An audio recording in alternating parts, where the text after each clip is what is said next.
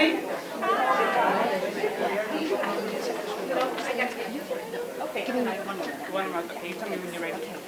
So welcome. I'm happy to see so many familiar faces. I hope everybody's enjoying the event. Who's not having fun? I'll give Dr. Shiue just a moment to set up and then we can start. Okay. Sorry, Dr. Shiue.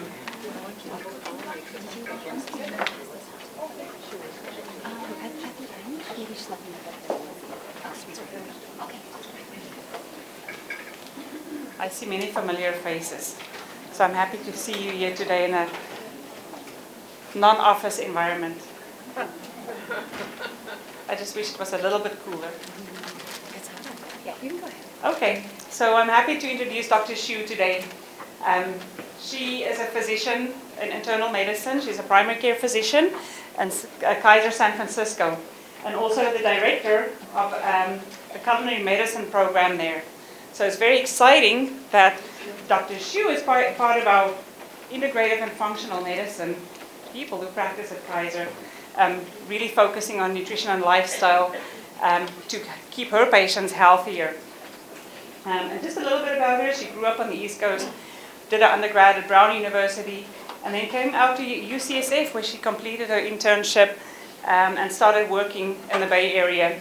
And then she joined Kaiser in 2016, and at the same time she went to culinary school to really enhance her skills as a chef, and also did a specialization in nutrition through Cornell University. If you've tried any of the foods that we have here today, they are all recipes from Dr. Shiue, inspired by her travels and her love for good ingredients, good flavors, and food markets. And if you're interested, you can also find her online. She does have some social media. She Spicebox Travels is her website, and then she's also on Twitter and Facebook if you're interested in finding her and following her and get some good information. So I'll hand it over to her. She's probably going to show you to prepare some of the foods that you sampled today. Thank you so much. Thanks everyone for coming. It sounds like it's been a great event today, and I'm sure you've seen a lot and learned a lot today already. Okay, great. How many of you had the three items I'll be demonstrating? There's edamame hummus, a quinoa salad, and spring rolls. So those are the three things. Okay, great. So those are all recipes from the cooking classes that I lead in San Francisco at Kaiser, called the Thrive Kitchen. And you will have access to all those recipes on handouts at the end of my presentation today. I partnered with one of our local Bay Area caterers that cater a lot of our events for meetings at work. And I thought, instead of complaining that we don't have healthy food, why don't I just give them my recipes? So that's how that came about. And I'm really happy that we're able to let you sample those today. So this will be very free form, and you're welcome to ask me any questions during and at the end of my presentation. But again, I just want to show you how to make all these things. They're very simple. They all use ingredients that you can find at any major grocery store, so you don't necessarily have to go too far to find them, and they're really meant to be cookable on a weeknight. That's really my message, that the most important thing that you can do in terms of improving your own nutrition is to cook more at home, no matter what you cook, no matter what kind of diet you follow. I focus on plant-based cooking just because a lot of people don't really know what to do with vegetables, and I think vegetables are very interesting and delicious. And so that's what I'll be focusing on today. So the first thing that I'm going to show you is how to make a hummus out of edamame. So hummus traditionally is made with chickpeas, and so to call it hummus, in these days they make hummus out of everything, including, somewhat controversially this year, somebody made a chocolate hummus. I didn't try it. It doesn't sound very good to me. But I really like hummus because it's a great way to integrate beans or legumes into your diet. And beans, as you may know, are a really great source of protein as well as fiber. And that's really important for our personal health, including in cancer prevention.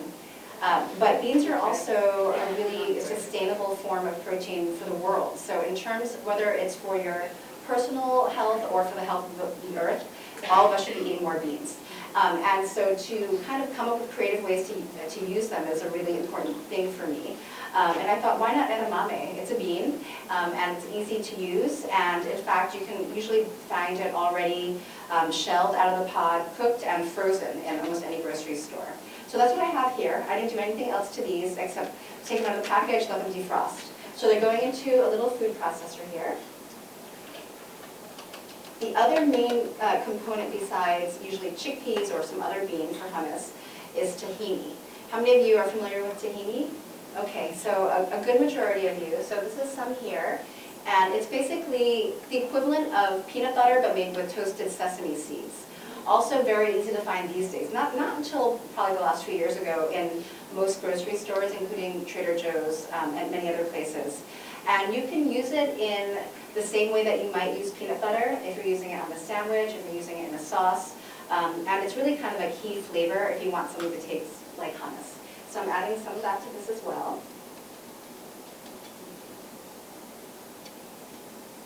It's also a good choice if somebody is allergic to nuts or peanuts.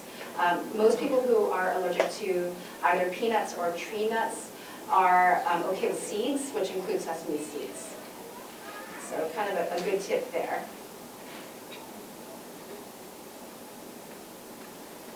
And then another key ingredient is some garlic. Get a garlicky flavor, so it's just a clove of garlic. And I'm just going to smash it so it blends a little bit more easily.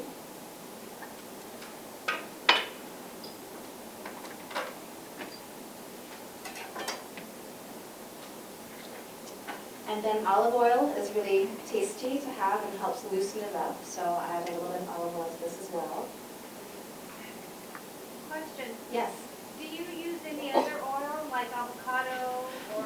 You can, so yes, you can use other oils. The olive oil is kind of the flavor that's usually used for hummus, but you can certainly substitute any other oil. Avocado? Yeah, you can use avocado. You can also make it oil-free if you wanted to, and just add a little bit more liquid. So the other liquid that's going to help loosen up is just some lemon juice. And I also like to add lemon zest to it as well. So I want to talk a little bit about equipment. I have a small kitchen at home, and I think a lot of people are into a lot of gadgets, but you don't need to have them. But I brought kind of what I think are essentials here, because I do use them a lot and I find them to be very handy. So one is a small food processor. It's kind of essential for making things like sauces and dicing nuts and also making things like hummus. Doesn't take up too much space, is very versatile. So that's one thing I recommend. Another is a rasp type grater. So this is an example of that. It's a very, very versatile way to grate pretty much anything into a very fine and even form. So this can be used for, nuts, for zest, for ginger, for garlic, anything where you want to have a very finely grated ingredient for flavor. So I'm just going to zest a little bit. I've already washed this lemon. Zest a little bit into this for a little bit more flavor. And it's important to do the zesting before you actually cut it, because then it's hard to hold after. So that's why I'm going to zest before I juice it. So I'm using some of the zest, and I'll be using the juice of this entire lemon for this hummus.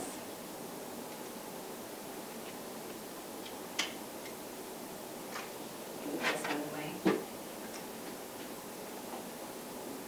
Okay, so I will show you the last key gadget. It's not essential, but makes it really nice. We do use a lot of lemon or lime juice. And I do use a lot of citrus in my cooking, because both for the brightness and that really nice flavor and the freshness, but also acidity is a really nice way to add flavor and reduce the need for saltiness. So acidic or sour flavors kind of trick your palate into thinking something is saltier than it is. So this can be lemon juice, which, around here there must be tons of lemon trees, I imagine, or vinegars. Those are really good things to have in a healthy pantry. So I'm going to just juice this directly into it. So all you do is squeeze. And it also keeps the seeds out of it. So it's kind of a nice thing to have around. How many of you have one of these at home? Okay, again, about half of you. So they're pretty inexpensive. You can get them in any kind of discount retailer, really about for half the price that it would sell for at full retail. And then we're just going to process it together.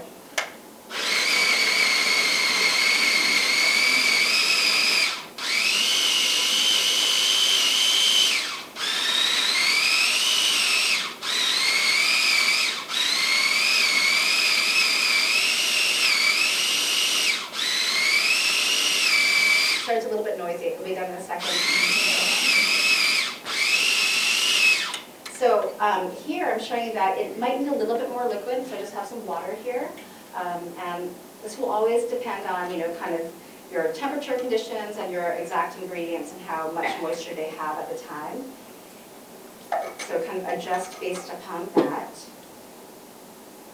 The nice thing about making your own anything, including hummus, is that you get to customize it to your personal preferences.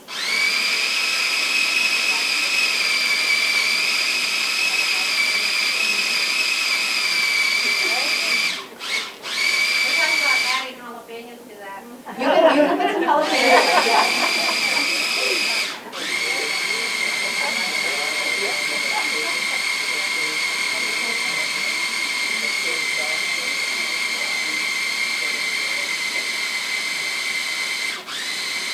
Okay, so in real life I might make this a little bit smoother, but in the interest of not boring you with watching me blend it together, I'm going to put it into a bowl and then show you how to garnish it. Because that's another key of healthy cooking and getting people to eat more plants is to make it look good, right? So garnishing is a really key thing to do. Even if you're just cooking for yourself, make it look nice. Don't eat out of containers.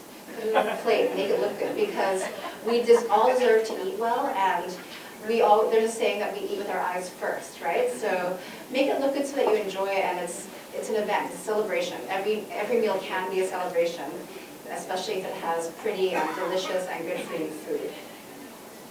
So again, this is a little bit less smooth than I would make it ultimately. But again, just for time, I'm going to put it there and show you how to garnish it, both for flavor and for appearance. So this is what it looks like when it's finished. In terms of garnishes, traditionally for hummus, a lot of people use a little swirl of olive oil. I'm just going to add that just to show you what that looks like and how to do it. So you're going to take the tip of a spoon or something else and make a little divot or well, and that's where the olive oil will run through. Again, this is completely optional. And I didn't add salt to this, but you certainly should salt it to taste if you want to. And I'm just going to let a little bit of olive oil into my little divot there. And this is all really just for appearance, but it gets stirred in as you're eating and adds a lot of flavor. And then I like to use a lot of herbs and spices. So this is another key point of healthy cooking, is to use a lot of herbs and spices. In American cuisine, a lot of times it's just salt and pepper. But we all have too much sodium in our diets in general. And there's a whole little world out there of herbs and spices. So herbs, and this is some Italian parsley that I've coarsely chopped, count as a vegetable serving. So they have fiber, they have vitamins and minerals, and they also have a lot of phytonutrients, things that I'm sure you learned today from Dr. Abrams are very helpful in preventing cancer. They also look nice, so it's both a garnish and something that's good for your health. So I'm going to put a little bit of parsley on this. And then spices were actually our first medicine. So before we had pharmaceuticals, and even now some pharmaceuticals are derived from spices. This was our medicine way back in ancient medicine. How many of you are familiar with turmeric and its medicinal properties, right? I'm sure you've heard a lot about that. Very potent anti-inflammatory, has been studied in some cases in treating some certain cancers. So we know that this flavorful spice has that function of actually being medicine, in addition to being something that is tasty. In this case, I'm using some cumin here that's been ground. So this actually is a good source of iron. You'd have to have a lot of it to have iron, but every little bit counts. And also has been used in traditional medicines to promote digestion. So I'm going to sprinkle a little bit of that on top as well. And again, this is both for flavor and appearance. And then this is some smoked paprika or pimenton. How many of you have used this? Okay, great. So I really like this for people who are transitioning to eating more vegetables. A lot of the time they miss kind of a meaty, smoky flavor. And while this is not meat by any form, because it is a smoked form of paprika, which is from peppers, it adds a smokiness to foods. And sometimes that's enough to make something have a richer flavor. You might even be able to smell it from here, actually, if you're sitting in the front rows. So it also looks very pretty. So I use this very commonly in plant-based cooking. So that's it for the first one, for our edamame hummus, right? Looks really nice. It took minutes. This will keep well in the refrigerator for 3 to 5 days if you keep it tightly sealed. And in addition to using it for things like dipping vegetables or pita or pita chips into it, it can also be used as a sandwich spread. It can actually be the filling for a sandwich because it's very high in fiber and protein. And I would encourage you, if you were to use something like mayonnaise, consider using hummus instead. It adds nutrition and flavor and will have that same function of adding moisture and binding things. So that's the first one that I want to show you. Very doable, right? Yeah. Can you freeze it? You can freeze it. So the question was, can you freeze the hummus? Like anything else, it might get a little bit of ice crystals. But once that defrosts, you can stir it back in. It'll change the texture a little bit, but you can certainly freeze it. And could you add citric acid if you don't have enough lemon? Yes, you could add citric acid as well, or vinegar, whatever you like. So the idea behind these recipes is, or recipes in general, is follow it, per instructions the first time, and then use what you have. I think, and that's a very good point. A lot of people won't cook because they don't have every exact ingredient. But that's not always a good way to encourage ourselves to cook more often. So try to think of what is the function of this ingredient. So in this case, it's to add an acidic flavor. And so if you don't have lemons but you have vinegar, use that instead, or citric acid if that's what you have at home. And in terms of the edamame, sort of like I said, it's supposed to be chickpeas. So whatever beans you have on hand, use those. It'll be a different flavor every time. It makes it a little bit more interesting. Okay, so I'm going to move on to the next one. So this is for the what I call the Asian quinoa salad. So I have some pre-cooked quinoa here that I made earlier. How many of you make quinoa? Okay, great. Easy, right? And very fast. So I like to think of it as being kind of the entry point for whole grains for people who may not eat that many whole grains. And the reason why whole grains are great for us is that they have a lot more nutrition than refined grains or grains that are white. So think of quinoa as, or any other whole grain, as a replacement for white rice, or even for small pasta. Whatever you might use white rice or a small shaped pasta for, you can also use cooked quinoa. It cooks very quickly, about 10 minutes. You don't need any special equipment, just a pot with a lid. And you can make it in advance.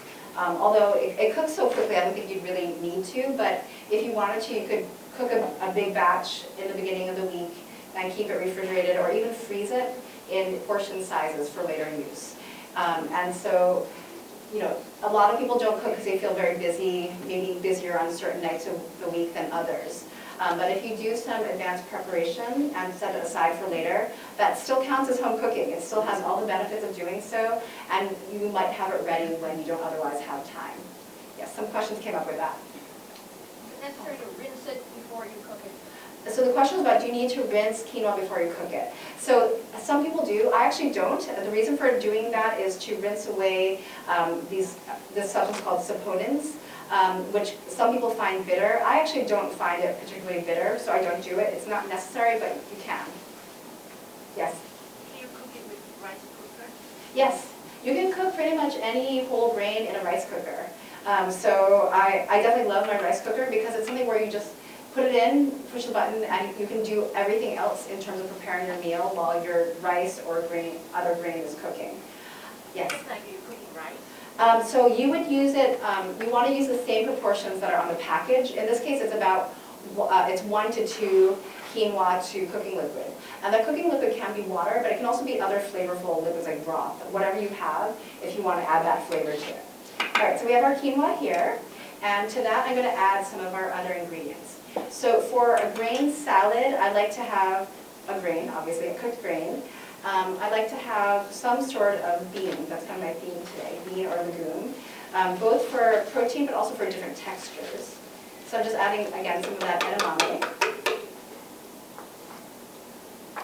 And then for another vegetable and yet another different texture, I'm adding some diced Persian cucumber.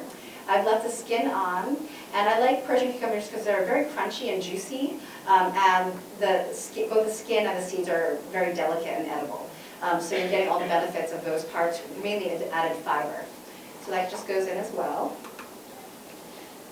And so I also like to add what we call alliums, so that's onions, in this case green onions, to a lot of food. It's a very easy way to add a lot of flavor. And all the things in this family have different health properties as well. In this case, we have a lot of fiber, which functions as a prebiotic, which encourages the growth of probiotics, or healthy gut bacteria. So I've just sliced this thinly, that's going to go in as well. And then we have to think about the flavor, right? So here I'm focusing on different colors, again for appearance, for different textures. We have a lot of protein and fiber in this already. We're going to make our own dressing. So this is a way that you can make any homemade salad dressing or vinaigrette. Traditionally, the French style vinaigrette is actually quite a bit of oil, about 3 to 4 parts oil to 1 part acid, whether that's vinegar or lemon juice or some other acid. I don't tend to use that much, but you can do it to taste and depending on your preferences. In this case, because I wanted to make this an Asian style salad, I'm using some toasted sesame oil here. And then for the additional flavor, I'm adding some, in this case it's gluten-free and low-sodium tamari, which is basically like soy sauce, but it's gluten-free. And I always use the lower sodium version, but you can, again, adjust this to whatever your flavor or taste preferences are. A little bit of black pepper, which I always freshly grind for best flavor. And then for my acid here, I'm going to use yet another lemon. So again, I'm going to add some of the zest to this. This way you get 2 kinds of lemony flavor. The zest is very bright and fresh tasting.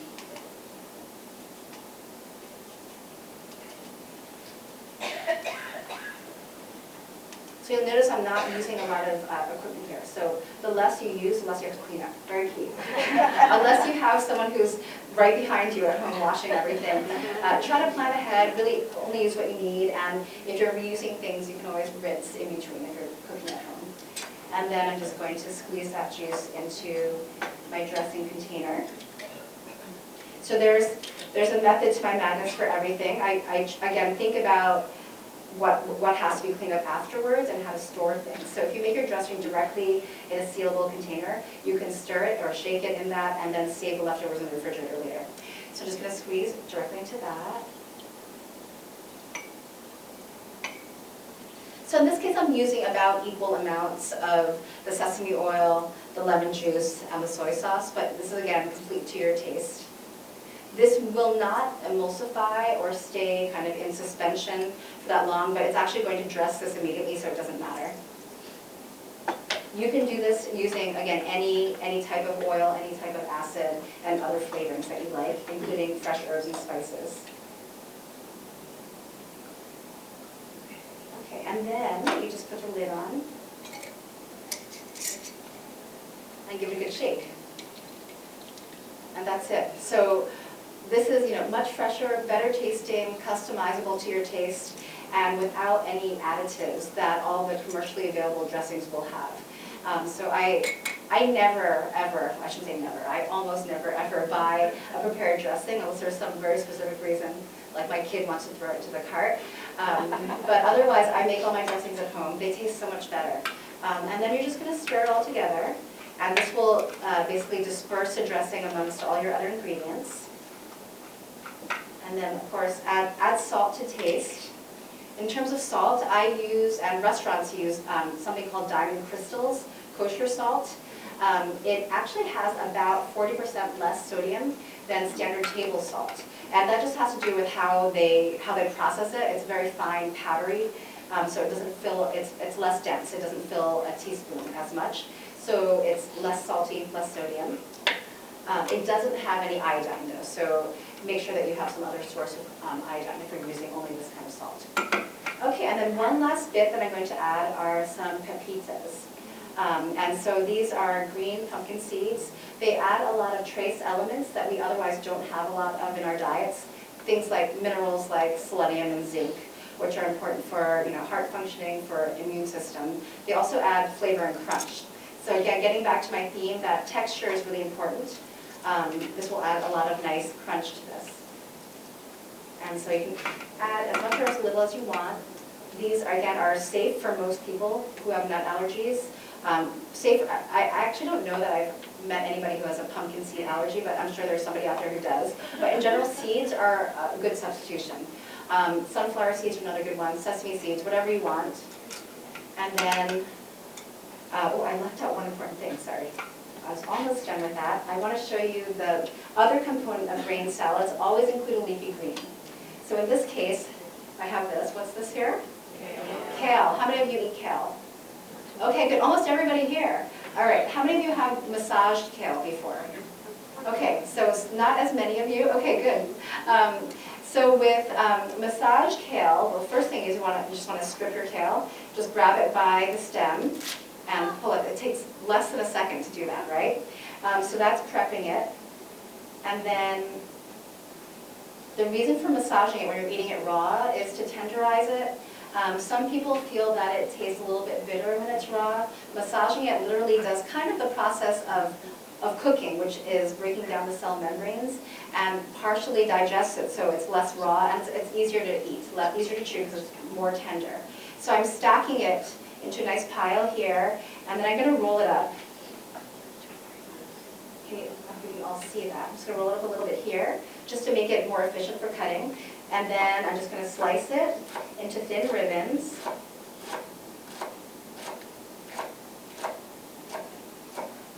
And then the last thing I'll do here is to massage it, which literally is squeezing it between your fingers. And you'll see as I massage it here just for a few seconds, it starts to change color, right? It gets a little bit darker, a little bit glossier appearing. And when it changes in appearance, you know that it's changing in texture as well. So this is just kind of a nice extra to do. This is what I tell people to do if they say, I really can't stand kale raw. I don't like kale salads. Usually I say just try massaging it, and you can do this either undressed or dressed with a little bit of lemon juice and olive oil. And usually they like it. It's like the key. So if you have any kale resistors out there that you'd like to serve kale salads to, try massaging it like this, and that really might make a difference. Okay, so if you don't feel like doing this, you can also buy pre-washed baby kale, which is very tender and has all the same nutrition benefits. So that just goes into here, and then we just toss it all together, and you have your Asian quinoa salad there. So thank you. So in the interest of time, we have just a few minutes left. I'm going to show you the third recipe, which is fresh Vietnamese spring rolls. I'm actually going to skip the step of showing you how to pan fry the tofu, and I'll just use the raw tofu in it. I'm not sure that the caterer actually pan fries it. I think they just grill it, which you can also do. But I'll talk about the process a little bit. So here we have, I'm going to move down here a little bit. We have some firm tofu that I've drained and pressed. How many of you have pressed tofu before? Okay, so at least a quarter of you. So the reason why I do this is to get some of the excess water out, which gives it a nicer, firmer texture, but still kind of soft and creamy, as opposed to the extra firm tofu, which has even more water pressed out of it, and I find a little bit dry tasting. This kind of gives you an in-between. And if you're going to pan fry it, which I would do in a non-stick pan with just a tiny bit of oil, you need it to be completely dry and remove as much of the water as you can so it can get crispy without having to deep fry or use a lot of oil. And so basically what I did to press it, besides draining it, was wrap it in some towels and then put it in between two cutting boards with about a 1 pound something on top. It can be a pot, it can be a can of something. So most cans are, 13 to 16 ounces. And let it just press in between the two cutting boards for about 30 minutes to an hour. And then you can slice it and then use it to fry and make it crispy. So again, in the interest of time, I'm going to skip the frying part today and just show you how to make these spring rolls. Just going to move this down a little bit.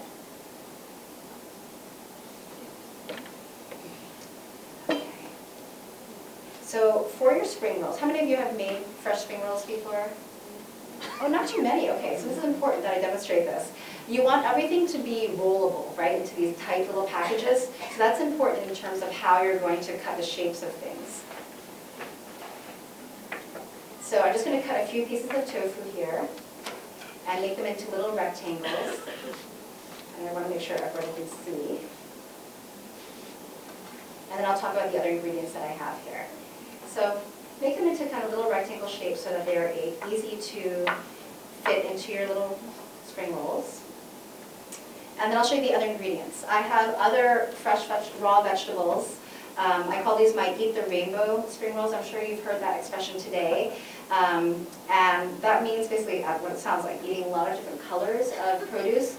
And the reason for that is these different colors actually correspond to different nutrients, in particular different antioxidants. So you don't have to really memorize or learn the exact ingredients that you have in different produce.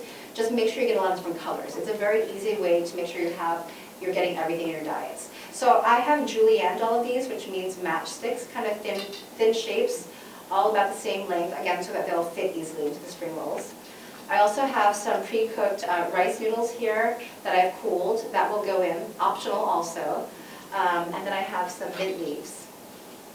And traditionally, spring rolls are wrapped with some red leaf lettuce. I actually have chosen to use some very delicate rainbow chard leaves instead, which I add more flavor, have a little bit more nutrition than lettuce as well. So you basically need some sort of leaf that can fit in. So those are the main components there. And then traditionally the spring rolls are made with pork and shrimp. But I usually use pan-fried tofu. So some sort of protein in it as well. Now, for the next step, in terms of assembling it, these are the rice wrappers. So it looks like this. You can get it in any Asian market, and a lot of larger supermarkets like Safeway will carry these too in the Asian aisle. It's just made out of basically rice that's been ground up, made into a paste, and dried and flattened. And then you have to rehydrate them. So I have some water that I hope is still warm. Let me see here. You don't need super hot water, but it should be warm enough to soften the rice wrapper. Okay, this is pretty good. All right, so this is what it looks like before. Kind of looks like plastic, right? And it's pretty rigid. It can crack. I see that it's kind of cracked on its way here. I'm going to move this so you can see better. See it on the screen. Oh, okay, true. Thank you. So I'm going to dip it in here. And that's literally it, just dip it. It'll still look like it's rigid, but it'll continue to absorb the water as you're rolling your spring roll. And that's the key. When I first made these, I thought I had to soften it completely, and then what happened is they would just fall apart as I rolled it. So then you want to put it on a flat surface like a cutting board. Just put it flat down. And the next thing you'll add is your lettuce, or in this case, my Swiss chard. And that kind of lines the bottom of it here. And then you'll add your various fillings, so a little bit of each of these vegetables. So here I have some more cucumber, some red cabbage, carrots, and then a little bit of tofu. Oh, and my rice noodles. The key here is not to overstuff. The temptation is to put a lot of stuff in here, but it won't hold together and it'll fall apart. And then for some fresh herbs, some mint, which is really traditional. All right, so I've got my filling here, and then I'm going to fold in each side a little bit so it holds together. I've saved a little bit of room at the bottom for the first part to hold it together, so it's going to fold over, like making a burrito. And then you just kind of use your fingers to tuck everything in tightly as you roll it forward. And this is kind of a tiny one here. I was trying to teach you not to overstuff it. I kind of made it too small. But that's it. And you can see that it's kind of become completely pliant, and because it's rice, which is sticky, it holds together really nicely. And then you can make it look nice by cutting it on the bias or on the diagonal so you can see all the filling. And that's it. So this is a really fun thing to do, actually, if you want to have a party of people or family making it together. My father doesn't cook. My parents were visiting last week, and he was rolling his own. He got really into it because he was kind of showing off that he could make tighter, nicer looking spring rolls and everything else. So this is a really good thing to do with anything. You can actually fill these with whatever you have. You can use leftovers, actually. Just make sure, I think the key elements are some leafy green, some fresh vegetables for crunch and flavor and nutrition, obviously. The mint is key, or some other herb if you don't prefer mint, but some fresh herb. So I'll put that there. And we're almost out of time, but I want to show you at least I'll show you how to make the sauce that I would use for this, which you have the recipe for. So it's a peanut sauce. And so the key components here are some peanut butter. And for this, I'll just grab a spoon here.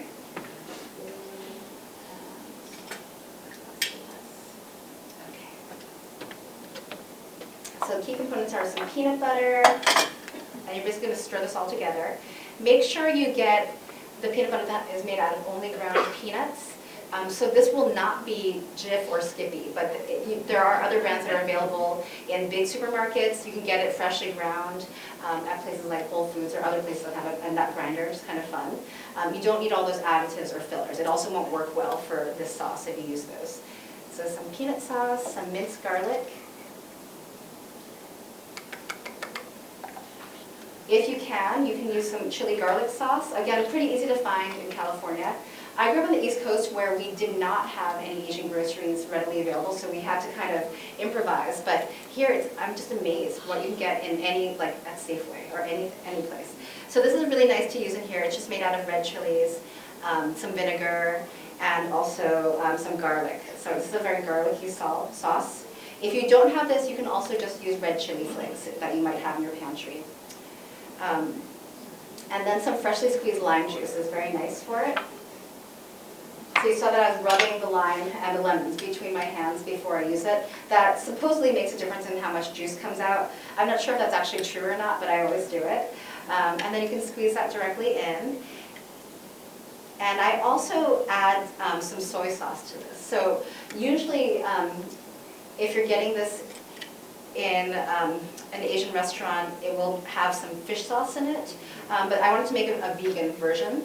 And so to replace some of that, what we call umami. Everyone familiar with that word, umami? Anyone want to define it for a definition out there? There we go. So you all have heard of it, but maybe we can't. It's a savory taste, basically. We call it the fifth taste. It's that savoriness that you get in a lot of fermented or aged things. And it adds kind of like, oh, what is that flavor? You know, what am I missing? So instead of the fish sauce, I'm just using some soy sauce in this. And then you stir it all together. Optionally, you can add a little bit of sugar if you need that to balance it, but it's not essential. And it does take some time, and I want you to know that this is normal by showing you this here until you can make it smooth. But if you keep stirring, it will become smooth. And then it really goes perfectly with these spring rolls. So again, you'll have all of these recipes available to you. You know, if you have someone who can't have peanuts, you could use sun butter, sunflower seed butter, or you could even use tahini. Obviously, it won't taste exactly the same, but it would still add a lot of flavor. And then that's it. And you can add more liquid if you need to, whether it's lime juice or a little bit of water if you want to make it thinner than this. But that goes really well with these. This is dipping sauce for it. Thank you so much for coming. I would like to see a show of hands. How many of you will make at least one of these recipes soon? Okay, who will make all of them? All right, great. So the reason why I had two things with edamame is, again, another way to cook more often is try to make different recipes out of the same group of groceries. So you're not going to endless groceries or too often. Stock your pantry, think of these other ways so that you just have things available. That's the first step to being able to cook, to have the groceries available at home. And if you ever can make it up to San Francisco, take one of my cooking classes. The information will be on the handouts. I have also put my social media there, including my Facebook page for this, where I do share recipes or links to recipes quite often. Okay. Thank you.